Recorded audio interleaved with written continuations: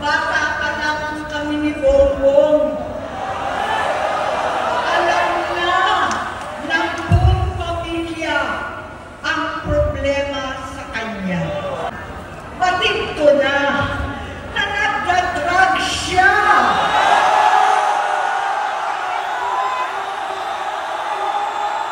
Nalaman ng pamilya, seryoso ito.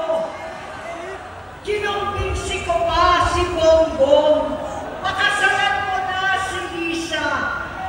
Naisip ko noon, kapag nag-asawa siya, malalagay na sa tahimik at magkakaroon ng direksyon. Ang laki ng pagkakamali ko. Mas lumala ang kanyang paglulong, magkalulong sa droga. Parehas pa na silang mag-asawa. Gising pa lang sa umaga, kasabay ng almusal, marijuana pala.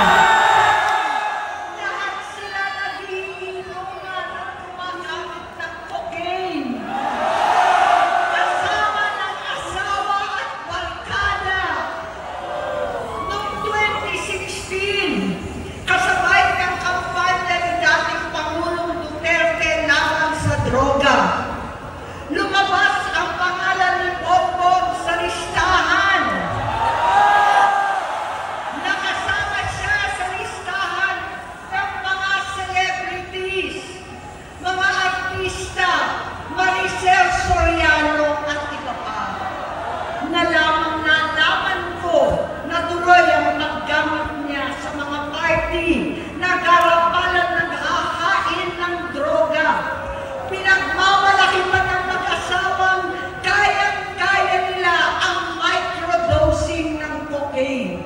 Hati-hatiin daw para 4 na beses sa isang araw. Hindi mabibisto.